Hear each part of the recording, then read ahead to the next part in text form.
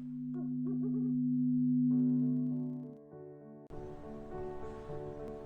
Egyptian mythology, Thoth is the god of wisdom, time, writing, magic and the moon.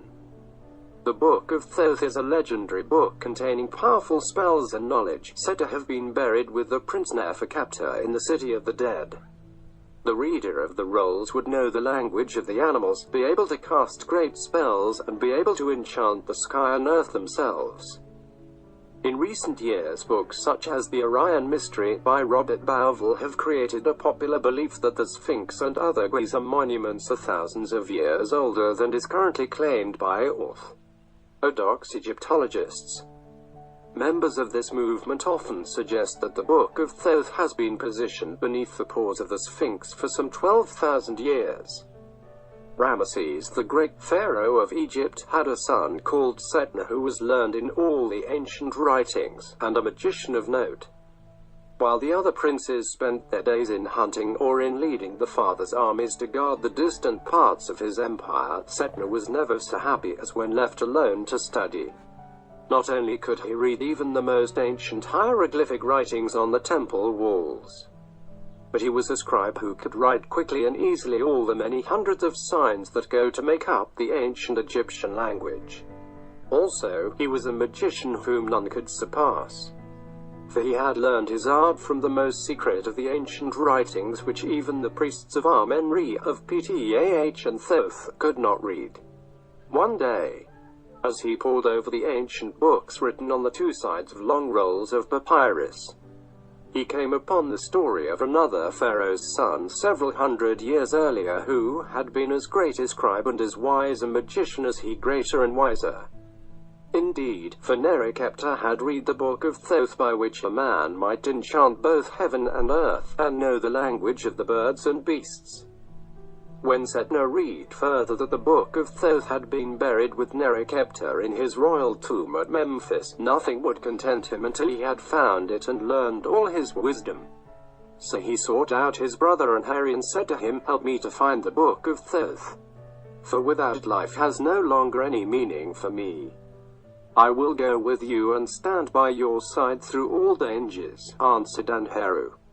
The two brothers set out for Memphis, and it was not hard for them to find the tomb of Neferkeptah, the son of Amenhotep, the first great pharaoh of that name, who had reigned 300 years before their day. When Setna had made his way into the tomb, to the central chamber where Neferkeptah was laid to rest, he found the body of the prince lying wrapped in its linen bands, still and awful in death. But beside it on the stone sarcophagus sat two ghostly figures, the Kaz, or doubles, of a beautiful young woman and a boy, and between them, on the dead breast of Neferkeptah, lay the Book of Thoth. Setna bowed reverently to the two Kaz, and said, "May Osiris have you in his keeping, dead son of a dead pharaoh, Neferkeptah the great scribe, and you also, whoever you be, whose Kaz sit here beside him.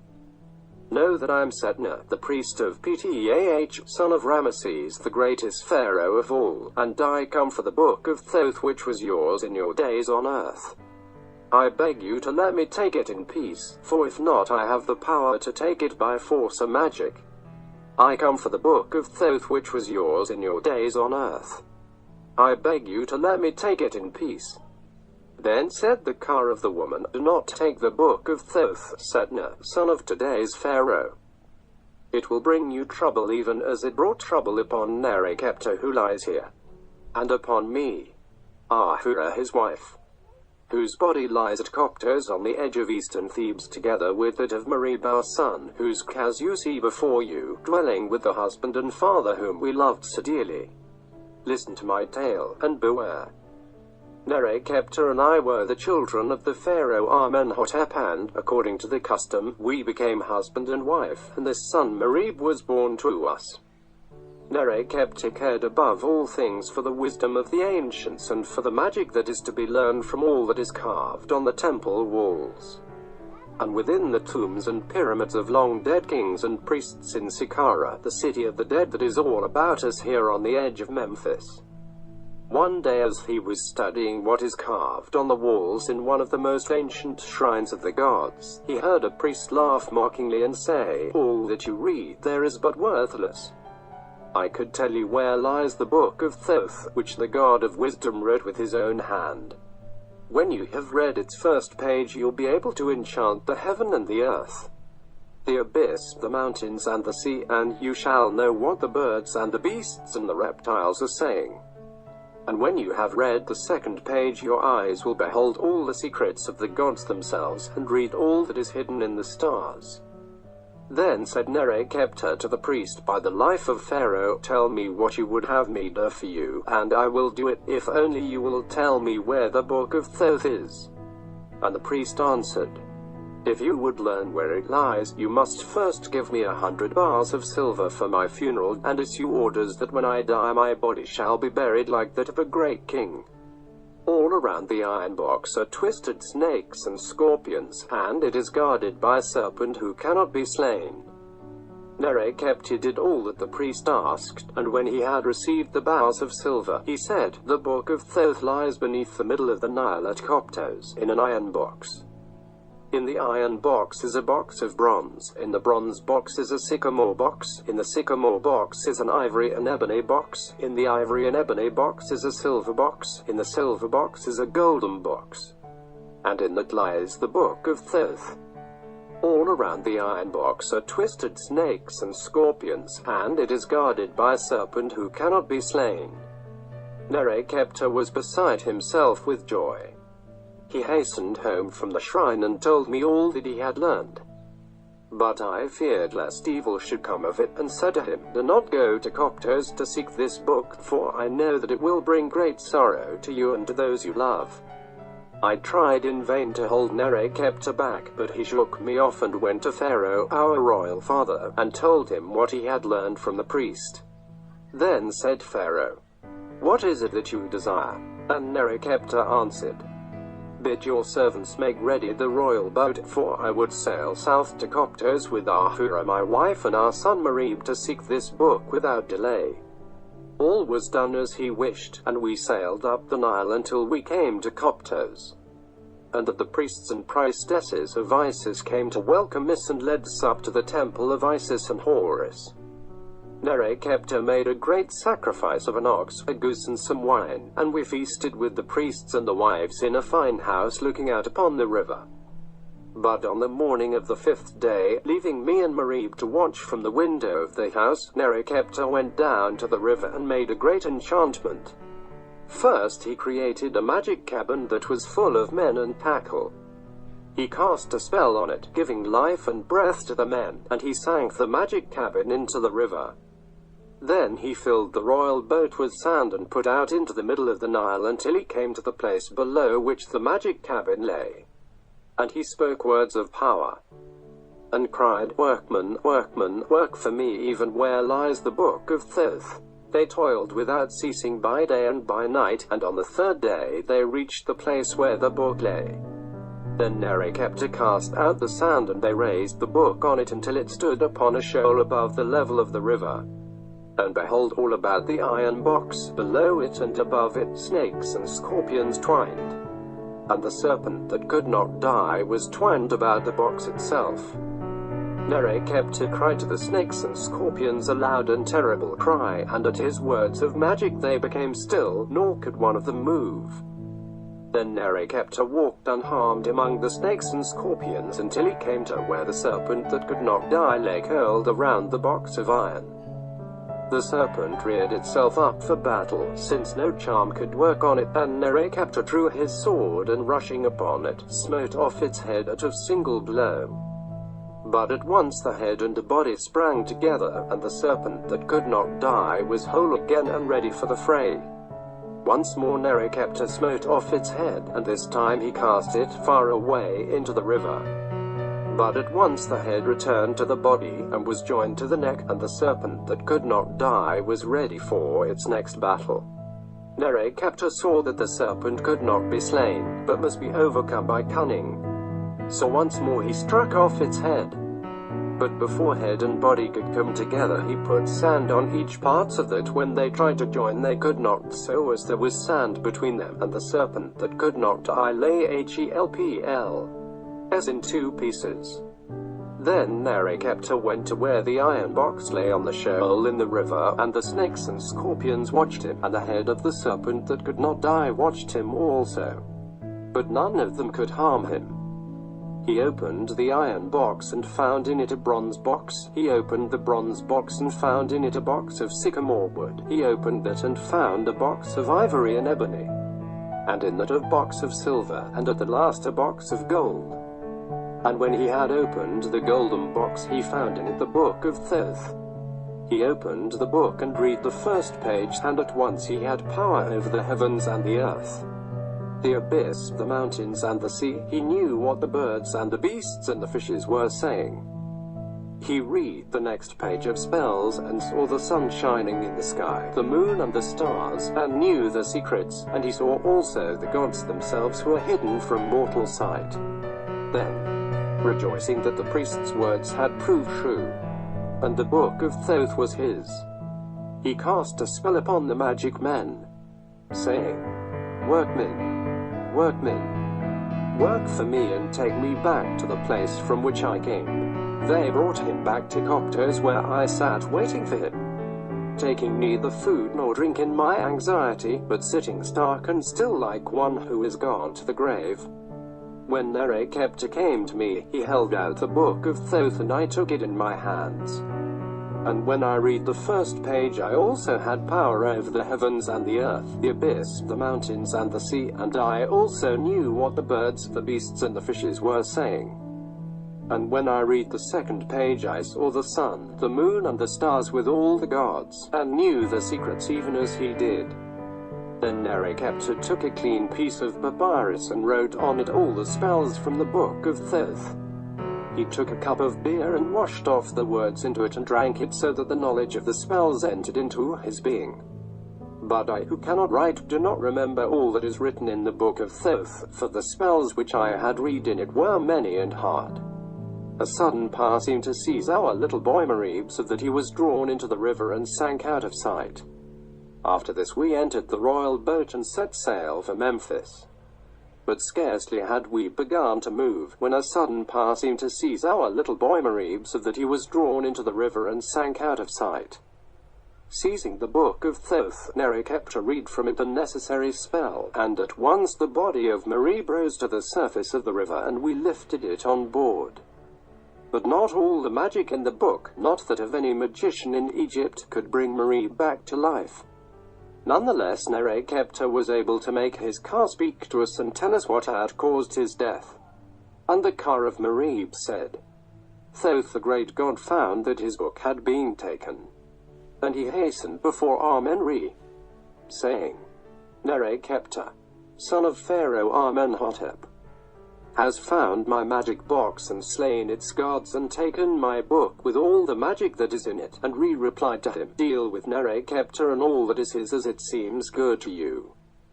I send out my power to work sorrow and bring a punishment upon him and upon his wife and child.' And a power from Re, passing through the will of Thoth, drew me into the river and drowned me. Then we made great lamentation, for our hearts were well nigh broken at the death of Marib. We put back to shore at Koptos, and his body was embalmed and laid in a tomb as befitted him. When the rites of burial and the lamentations for the dead were ended, Nerekepta said to me, 'Let us now sail with all haste down to Memphis to tell our father the Pharaoh what has chanced. For his heart will be heavy at the death of Marib. Yet he will rejoice that I have the book of Thoth.' So we set sail once more in the royal boat. But when it came to the place where Marib had fallen into the water, the power of Re came upon me also, and I walked out of the cabin and fell into the river and was drowned. And when Nerekepta by his magic arts had raised my body out of the river, and my car had told him all, he turned back to Koptos and had my body embalmed and laid in the tomb beside Marib. Then he set out once more in bitter sorrow for Memphis. But when it reached that city, and Pharaoh came aboard the royal boat, it was to find Nerekepta lying dead in the cabin with the book of Thoth bound upon his breast. So there was mourning throughout all the land of Egypt. And Nerekepta was buried with all the rights and honors due to the son of Pharaoh in this tomb where he now lies, and where my car and the car of Merib come to watch over him. And now I have told you all the woe that has befallen us because we took and read the book of Thoth, the book which you ask us to give up. It is not yours, you have no claim to it, indeed for the sake of it we gave up our lives on earth. When Setna had listened to all the tale told by the car of Ahura, he was filled with awe. But nevertheless the desire to have the book of Thoth was so strong upon him that he said, "Give me that which lies upon the dead breast of Nerekepta, or I will take it by force." Then the cars of Ahura and Merib drew away as if in fear of Setna the great magician. But the car of Nerekepta arose from out of his body and stepped towards him, saying, "Setna, if after hearing all the tale which Ahura my wife has told you, yet you will take no warning, then the book of Thoth must be yours. But first you must win it from me, if your skill is great enough, by playing a game of drafts with me, a game of 52 points. There you do this." And Setna answered, "I am ready to play." So the board was set between them, and the game began. And Nerekepta won the first game from Setna, and put his spell upon him so that he sank into the ground to above the ankles. And when he won the second game, Setna sank to his waist in the ground. Once more they played, and when Nerekepta won, Setna sank in the ground until only his head was visible.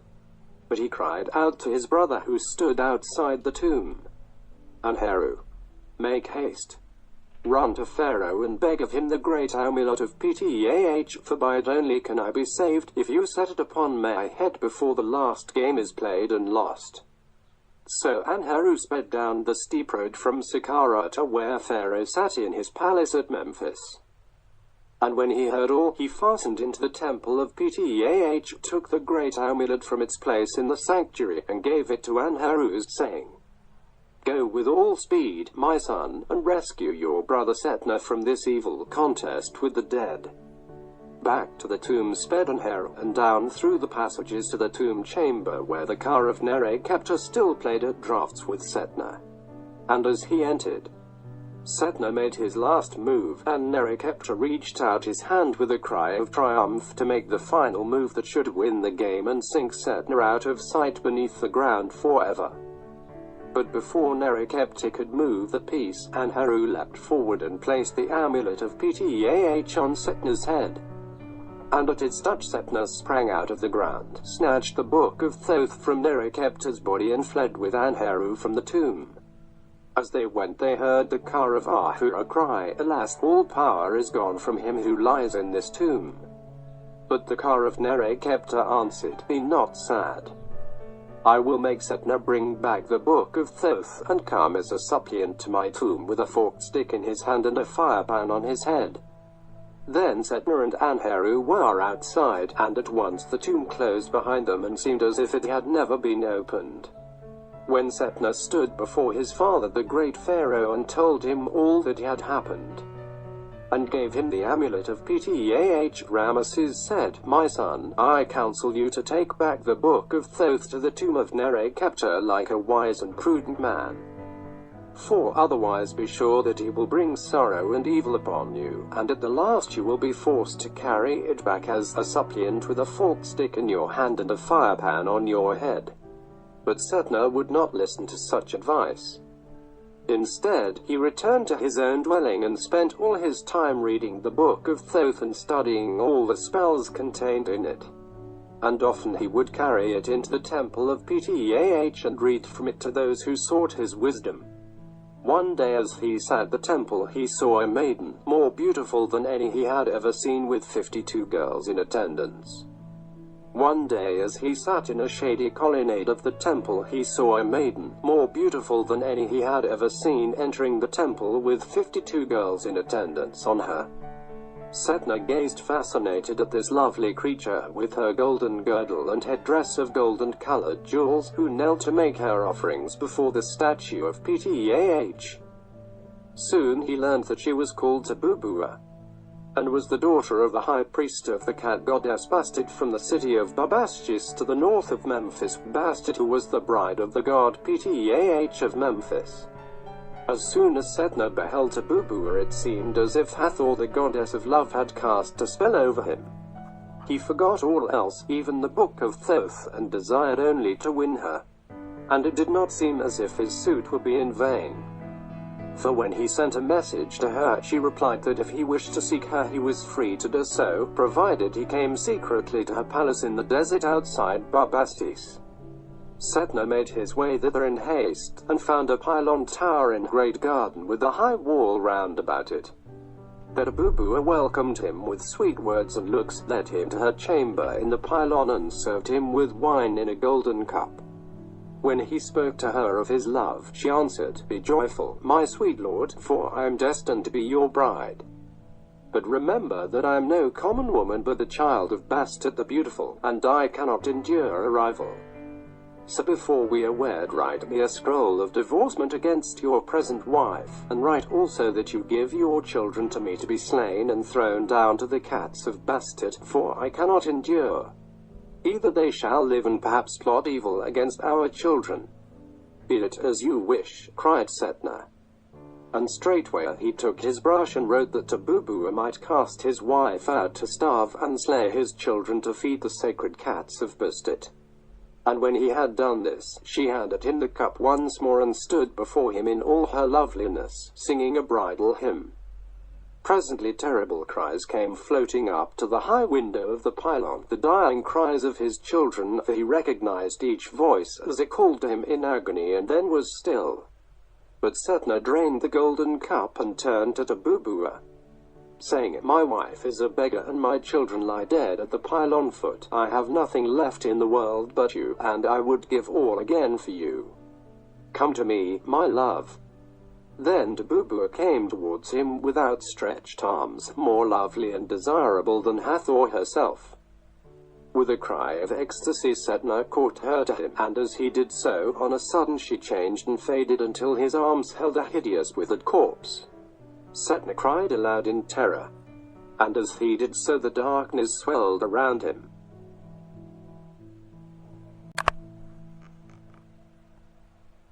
The pylon seemed to crumble away, and when he regained his senses he found himself lying naked in the desert beside the road that led from Bubastis to Memphis. "The pass is beyond the road," mocked it Setna. But one kinder than the rest threw him an old cloak, and with this about him he came back to Memphis like a beggar. When he reached his own dwelling place and found his wife and children there alive and well, he had but one thought, and that was to return the Book of Thoth to Nerekepta. If Tabubua and all her sorceries were but a dream, he exclaimed, "they show me in what terrible danger I stand. For if such another spell is cast upon me, next time it will prove to be no dream." So, with the Book of Thoth in his hands, he went before Pharaoh his father and told him what had happened. And Ramesses the Great said to him, "Setna, what I warned you of has come to pass. You would have done better to obey my wishes sooner. Nerekepta will certainly kill you if you do not take back the Book of Thoth to where you found it. Therefore go to the tomb as a suppliant, carrying a forked stick in your hand and a firepan on your head." Setna did as Pharaoh advised. When he came to the tomb and spoke the spell, it opened to him as before, and he went down to the tomb chamber and found Nerekepta lying in his sarcophagus with the Kaz of Ahura and Marib sitting on either side.